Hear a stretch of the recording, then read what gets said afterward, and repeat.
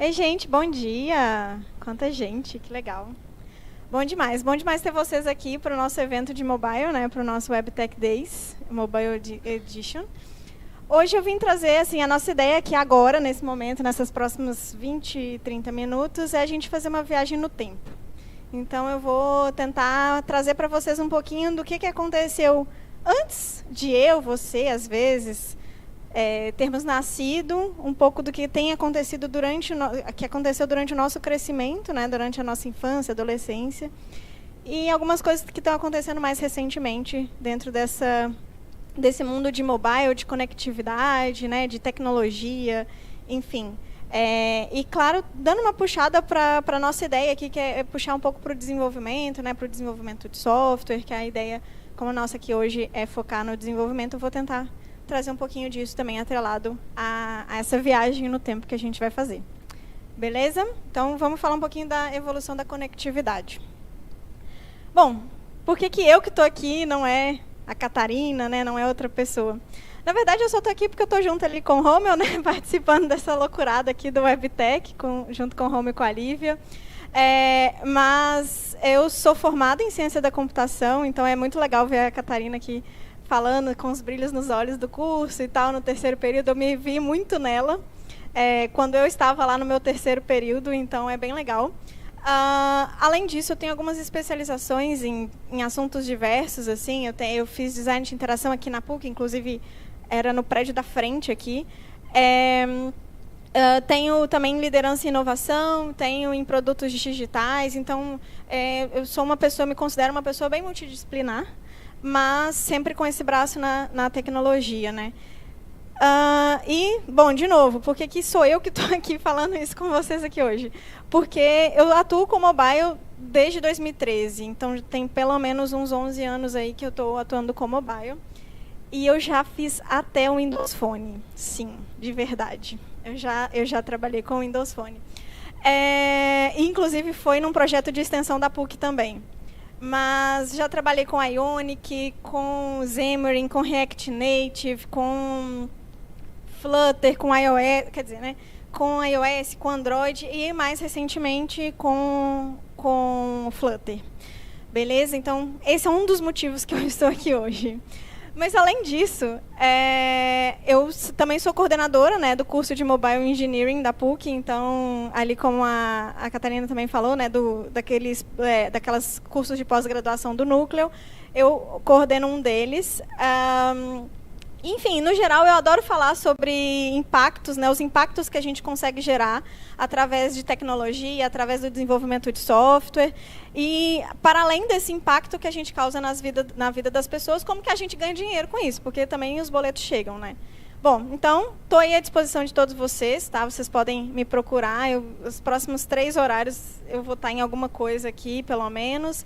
Ficarei até o final, então a gente pode ir conversando. Estou à disposição de vocês, beleza? Show.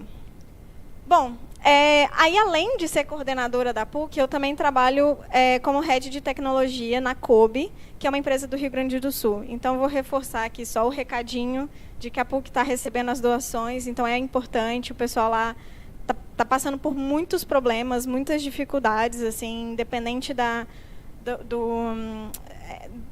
condição financeira que você tem. A cidade está bem devastada, assim, a região lá está bem devastada, está bem complicado. Então, ajudar é sempre bom. Eu sei que em todas as unidades da PUC está tendo esse recolhimento, eu sei que aqui tem.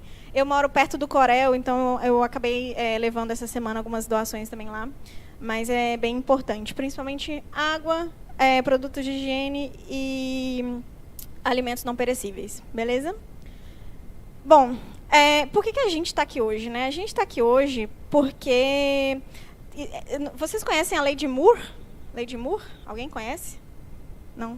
Algumas pessoas conhecem, legal.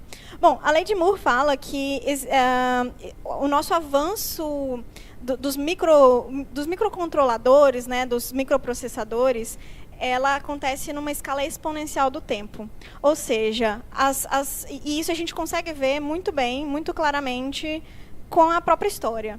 No início, as evoluções eram pequenas e demoravam muito tempo. Ou seja, uma grande evolução demorava muito tempo para acontecer. Isso por quê? Porque o poder computacional que a gente tinha era menor, era pequeno. E os avanços eram sempre pequenos. Só que aí vira uma curva exponencial. E aí, quanto mais a gente começa a evoluir no nosso poder computacional, mais as nossas evoluções tecnológicas, mais os avanços tecnológicos vão sendo cada vez mais rápido. Então, eles fazem uma curva exponencial. Tá? E o que isso faz com a gente? Né? Isso faz com que, hoje em dia, a gente tenha um mundo totalmente conectado, totalmente interligado, através de um supercomputador que está aí no bolso de cada um de vocês. E do meu também. Então, por isso que a gente está aqui hoje. Tá? Porque, de fato, a gente tem um poder computacional gigantesco dentro dos nossos bolsos, assim, que a gente carrega a todo momento, para todo lugar. E não é só isso. Por quê? Porque eu também tenho um relógio, eu consigo ter um óculos inteligente, eu consigo ter a minha casa toda conectada. Então, a gente já conseguiu abranger para além do nosso supercomputador que tem no bolso. Né? Então, é por isso que a gente está aqui hoje. Para a gente poder aprender um pouquinho mais como explorar todo esse potencial, tudo isso que a gente tem dentro dessa ideia do mobile. E, enfim, né, e tudo que permeia o mobile. Show! Bom, então, vamos começar a nossa viagem no tempo. Os primeiros celulares. Aqui são um pouquinho dos primeiros celulares que existiram. Eu não sei se aqui tem gente da década de 90, pelo menos ali, de 80, 90. Mas a gente tem os primeiros celulares. Deixa eu ficar para o lado de cá, né? Porque senão vocês não vão me enxergar. Então, a gente começou com... Os sistemas eles eram todos analógicos, principalmente esses dois aqui, né, que são os da década de 80. Eles eram sistemas analógicos, ou seja, não tinham sistemas operacionais. Eles eram simplesmente circuitinhos, certo? A comunicação não era 2G, 3G, 4G, 5G, era radiofrequência. E ele tinha uma autonomia de, no máximo, 1 hora. 1 hora que eu ia conseguir. Sair de casa... Parece assim, né? Alguns telefones hoje em dia também. Mas, bom, um ponto bem interessante é que eles eram bem grandes, assim. Eles pesavam, às vezes, 1 ou 2 quilos. Então, era um portátil, mas é só porque não está ligado no fio, né? Não era tão portátil assim. Bom, e aí a gente entra nos anos 90, que aí a gente já começa a ter os sistemas digitais, então não são mais analógicos. A gente começa a ter uma conexão 2G, que é a GSM, né? Um CDMA. E a gente começa a ter um pouco mais de autonomia. Então, a gente começa a ter até 15 horas de autonomia. Aí, de fato, começa a valer a pena, fora o custo, né? Já começa a valer a pena a gente ter um aparelho com que a gente vai sair de casa com ele, vai usar ele, de fato, começa a ser portátil de verdade. E aí, como que a gente trabalhava? Né? Lembra que aqui era analógico, então não tinha desenvolvimento. É bem... 0 ou 1 ali. Aqui a gente já tem sistemas digitais, né? Como que a gente desenvolvia? Com C, C++ e o Java Enterprise. Se você quiser desenvolver ali um aplicativo não, né? Mas algum software para esse celular seria com Java e C e C++. Bom, então, esses foram os nossos primeiros celulares, os percussores. Esses dois aqui tiveram poucos no Brasil, mas esses aqui chegaram bastante. Eu lembro que meu pai tinha um desse aqui. E aí, a gente começou a ter um pouco mais de funcionalidade. Né? Lembrando, os processadores começaram a melhorar. Né? Lembra que a gente tem uma curva ali de melhora de processador, de poder de processamento. Então, a gente começa a ter uns sistemas operacionais um pouco mais robustos. E a gente começa a ter outros tipos de funcionalidade. A gente começa a poder agregar dentro do nosso sistema operacional, ou dentro até do nosso hardware, alguns sensores, algumas funcionalidades a mais ali do que não só fazer uma ligação. Então, a gente começa a ter, por exemplo, né, os pagers e os Blackberries, ali a partir de 99. Em 2000, a gente chega com Bluetooth. Então, a gente tem o nosso primeiro celular com Bluetooth. A gente tem a conexão 3G, então a gente já começa a ter outros tipos de conexão, que não é só a ligação, que não é só aquela ligação normal. E o próprio 3G começou a permitir com que a gente se conectasse na internet dentro do nosso celular. Ela começou a permitir isso. Ela começou a permitir que a gente mandasse um WhatsApp, por exemplo. A gente nem chegou lá, estamos em 2000 ainda. O WhatsApp é só mais para frente. Mas foi isso aqui que permitiu que a gente começasse a ter a conexão que a gente tem hoje. Bom, em 2002 veio o primeiro celular com câmera. Então, lembrem, a gente está com um poder de processamento bem melhor. Então, a gente consegue mais funcionalidades, mais sensores, mais coisas. Então, a gente já tem Bluetooth, a gente já tem câmera. A gente começou a ter celulares ultra leves e ultra finos. Por quê? Porque a gente conseguiu trabalhar um microprocessador que ele é potente o suficiente, mas eu consigo fazer ele pequeno. Ele não precisa ser enorme mais. Então, a gente começa a compactar e ele fica cada vez mais portátil, mais fácil de se ter, mais barato, né? Mas, assim, eu consigo encaixar ele dentro do meu bolso com muito mais facilidade. E em 2006, a gente começa a ter os primeiros celulares com Wi-Fi. Então, resumindo, vamos botar aí, na década de 2000, a gente já tem Bluetooth, 3G, câmera e Wi-Fi. Sendo que na década de 90, era só uma ligação mesmo. Tá? Então, a gente começou a avançar bastante. Aí, a gente entra na era dos smartphones, lá para o final da década de 2000 e início de 2010. Então, a gente já tem vários tipos de conectividade. Né? A gente já consegue conectar de diversas formas. A gente já conseguiu inserir alguns sensores, câmera, GPS, enfim, a gente já conseguiu inserir várias outras coisinhas. E o nosso poder computacional continua aumentando. Então, com essa conectividade toda que a gente tem, com todos esses tipos de conectividade, a gente chega nos smartphones. Então, em 2007, a gente tem o lançamento do iPhone, que na época era o Objective-C, que hoje já é Swift, né, vocês sabem. Em 2008, a gente teve o lançamento do Android com o Java, que também hoje a gente sabe que tem o Java e o Kotlin. E o Windows Phone, sim, ele veio, que era com C Sharp, na época, muito baseado nos Windows Forms. Gente, eu já trabalhei com Windows Forms também, tá? E que era o C Sharp aqui para o desenvolvimento.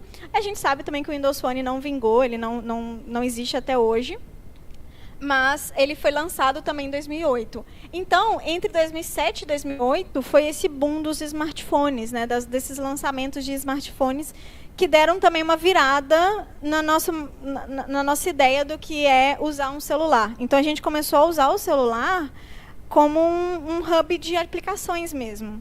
Até, inclusive, em 2008, que foi lançada a App Store, que é onde a gente consegue lançar os nossos aplicativos. Bom, em 2009, chegou o 4G. Então, podem reparar, ó, 9 anos depois do 3G, veio o 4G. E aí, o 4G foi permitindo o quê? As conexões mais rápidas. Então, agora, eu consigo abrir o meu navegador, eu consigo fazer as mesmas coisas que eu faço no computador, eu consigo fazer no meu celular. Eu consigo fazer no meu smartphone. Bom, então, em 2009, a gente já tem câmera, Bluetooth, Wi-Fi, 3G, 4G, então tem cada vez mais conexões. E a minha conexão 4G já é uma conexão rápida. Bom, e aí a gente começa a entrar na década de 2010. E em 2010, a gente começa a ter as nossas casas conectadas. A gente vai ter até o sorteio da Alexa, né? Então, a gente tem vários gadgets ali, várias coisas que são os conceitos de smart devices, né? Ou casa conectada. Então, a gente começa a ter Smart TV, a própria Alexa, né? O Google Nest, enfim, a gente começa a ter tudo isso. E aí, em 2011, começam a aparecer as primeiras Smart TVs. E o que são as Smart TVs? São TVs que a gente consegue adicionar aplicativos, a gente consegue utilizar aplicativos dentro dela, navegar na internet. São televisões conectadas à internet, basicamente. Como que a gente desenvolve para uma TV? Através de .NET, C Sharp, JavaScript, isso aí a gente consegue... basicamente são web apps, tá? Por curiosidade, se alguém quiser... a gente desenvolve um web app que pode ser em qualquer uma dessas linguagens, assim. Em 2014, a gente teve o lançamento da Alexa. Como que a gente desenvolve para a Alexa? Através de Lambda Functions. não interessa a linguagem. Se você criar uma Lambda Function, soltar na AWS e fizer todos os paranauês lá das skills da Alexa, é claro que a Amazon vai ter que aprovar a sua skill, mas é feito dessa forma. Então, quem tiver curiosidade pode pesquisar um pouquinho. Eu acho bem interessante, eu já brinquei um pouquinho com isso aqui, é bem legal. E em 2019, reparem, 10 anos depois, é sempre 10 anos, tá, que vem uma nova conexão. Então, tivemos em 2000 3G, 2009 4G, em 2019 o 5G. E aí o 5G é muito importante para toda essa casa conectada aqui. Entendeu? Por quê? Porque o 5G promoveu uma conexão ainda mais rápida, muito mais ágil, às vezes muito mais rápida até do que o nosso próprio Wi-Fi, e permitiu com que tudo se conectasse numa conexão ultra rápida. E permitiu com que a gente colocasse chips, né, chips de microprocessadores, chips de conexão, em vários dispositivos que podem se conectar à internet. E aí a gente chega nos wearables, que também foi muito puxado, assim, foi muito potencializado pelo 5G. Quando a gente tem computadores potentes, né, que são portáteis, ou seja, se a gente tem um smartphone potente, portátil, a gente consegue, a gente fica meio limitado se a gente só fica com ele. Então, a gente acaba levando para os wearables. Então, a gente começa a ter um relógio, a gente começa a ter um óculos, a gente começa a ter uma pulseira, né? Então, só o celular já está pouco. Já, lembra? Lei de Moore. É uma evolução exponencial. Então, a gente começa a querer ficar o tempo inteiro conectado de várias formas. Então, em 2013, a gente teve o lançamento dos primeiros Smart Glasses. Eu não sei se vocês lembram, a Google lançou um Google Lens, se eu não me engano, que também não foi muito para frente, mas teve o primeiro lançamento. Inclusive, eu não sei se vocês conhecem esse aqui é o Ray-Ban Meta. Ray-Ban Meta, qualquer coisa que eu esqueci o nome. Mas ele é um óculos normal, padrão, óculos escuro da Ray-Ban, que tem uma inteligência artificial ali da Meta por trás. Então, você vai escutando, você conversa com o seu óculos. Super legal, né? Inclusive, não é tão caro, viu? É um preço de um Ray-Ban, assim. Ok, vamos botar aqui. O Ray-Ban é um preço X. Esse óculos é o preço X mais 10. Então, não é tão caro assim. Bom, em 2014, a gente teve o lançamento dos primeiros smartwatches, smartbands. Então, a Xiaomi tem umas smartbands muito famosas, eu já tive algumas, né? Foi lançado aqui o Apple Watch, o Galaxy Watch, todos eles foram lançados em 2014.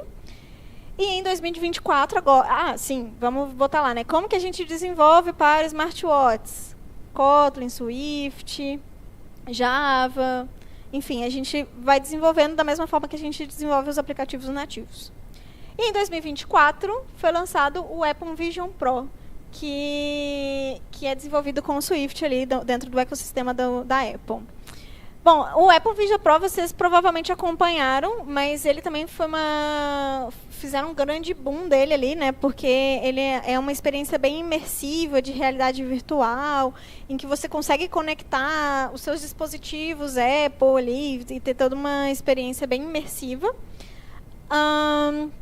E aí é o nosso último dispositivo de casa conectada, né? E aí a gente consegue fazer várias coisas. É claro, de casa conectada não, de wearables.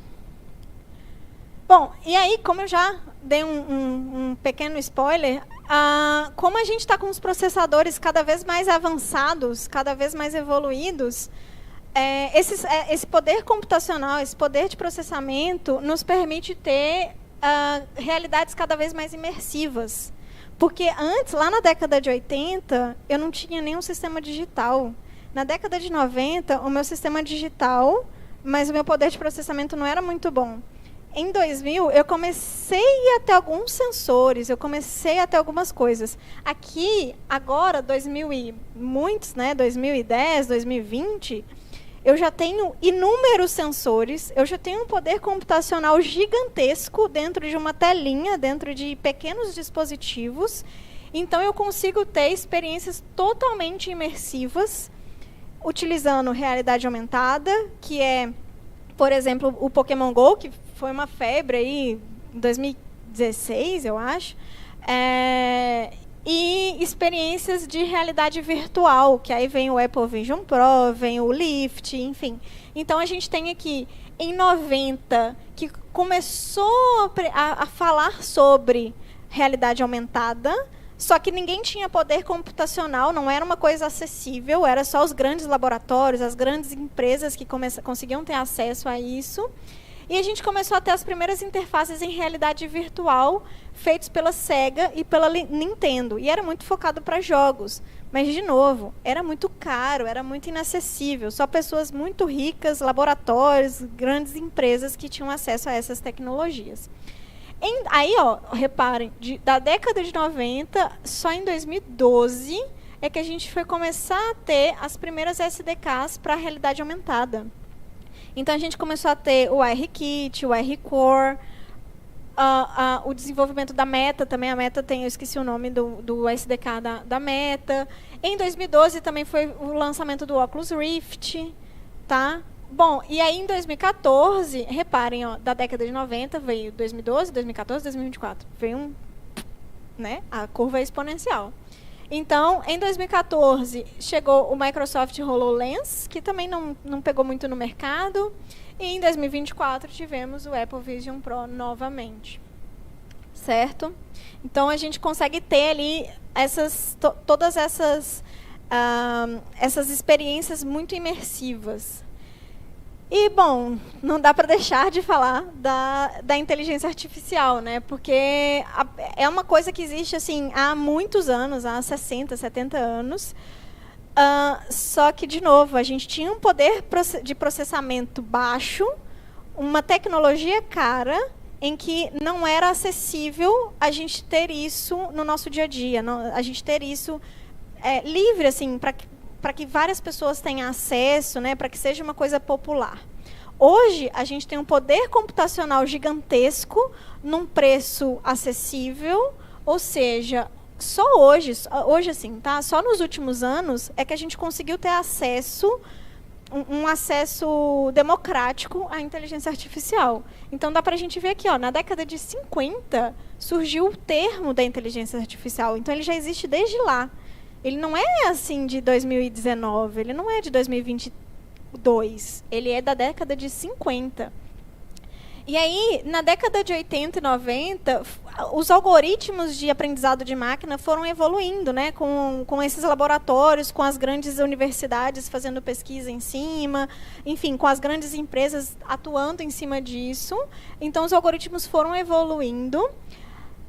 Na década de 2000 e 2010, a gente teve a evolução, né, o crescimento do Deep Learning, que é uma fase um pouco mais avançada do Machine Learning, da inteligência artificial. E a gente começou a ter os assistentes virtuais, né, que são um pouquinho mais inteligentes. Então, a gente começou a ter a Alexa, o Google Next, o Google Assistant, a Siri. Né, então, a gente começou a ter dentro da década de 2010. Em 2022, a gente teve o lançamento do ChatGPT, que foi o que popularizou muito a inteligência artificial. Então, é muito engraçado que até, assim, eu estava participando de na verdade, eu não estava participando, tá? O meu namorado, a gente mora junto, e ele estava tendo uma reunião, e aí, na reunião, o chefe dele falou assim, gente, a tarefa de vocês é descobrir como a gente vai usar a inteligência artificial no nosso trabalho. É isso. A tarefa é essa. Então, assim, o ChatGPT fez popularizar e fez fazer assim, olha, ok, a gente tem que entrar, todo mundo tem que estar dentro da inteligência artificial. A gente tem que saber usar a inteligência artificial a nosso favor, senão a gente fica para trás. Esse foi o marco do lançamento do ChatGPT aqui. Porque ele ficou tão imerso, tanta gente está se apoiando nesse uso da inteligência artificial, que a gente vai ter que aprender a usar. Não dá para a gente ser negacionista e falar que isso não vai acontecer, que não, é só uma coisa passageira. De fato, não é, só que a gente vai ter que saber fazer usar. A gente vai ter que aprender a como tirar o melhor dessa inteligência artificial.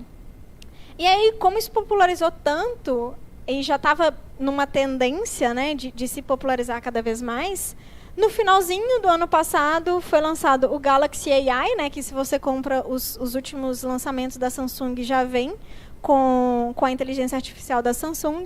E o Gemini AI, que substitui o Bard, né, mas o Gemini AI, que é a inteligência da Google. E, inclusive, eu não sei se vocês ficaram sabendo, mas está sendo feito um estudo de parceria para que os iPhones tenham o Gemini AI embutidos. Tá, então isso aí é mais primeira mão, assim. Não tem nada ainda fechado, pelo menos não do que eu acompanhei. Mas é bem interessante ver que essas Big Techs estão se unindo, assim, até para chegar nessa nossa ideia, assim, de que é importante a gente abraçar a inteligência artificial, abraçar essas tecnologias todas e saber tirar o maior proveito delas. Bom, então, vocês viram, né? Espero que vocês tenham gostado de toda essa viagem no tempo que a gente fez. E aí eu trago para vocês uma reflexão, assim, do que a gente vai ter agora para o futuro. Tá? O futuro não é inteligência artificial, tá? A inteligência artificial já é o presente. Mas qual pode ser a nossa próxima inovação? Qual pode ser o nosso próximo passo? Lembrando que a gente tem sempre essa curva exponencial de inovação tecnológica, de avanços tecnológicos. Então, cabe a nós pensar um pouco, né, nós como profissionais dentro dessa área, pensar um pouco em como a gente pode agregar isso dentro do nosso trabalho, fazer nós e as nossas empresas ganhar ainda mais dinheiro com isso, porque, enfim, o mundo é capitalista. E pensando sobre isso, como que eu posso evoluir hoje para poder contribuir com essas coisas no futuro, com todas essas evoluções, como eu posso contribuir hoje, o que eu posso aprender hoje para eu não ficar para trás. Então, isso aí é tudo que a gente precisa pensar, né? Como que eu posso me tornar um profissional mais atrativo? Né? O que eu preciso aprender? O que eu preciso saber? O que eu preciso buscar para que eu seja atrativo no mercado? Bom, pessoal, então vamos entrar nesse mundo mobile. Você que já está, vamos continuar, vamos crescer e vamos evoluir. E espero que vocês gostem muito desse evento aqui hoje, beleza? Valeu!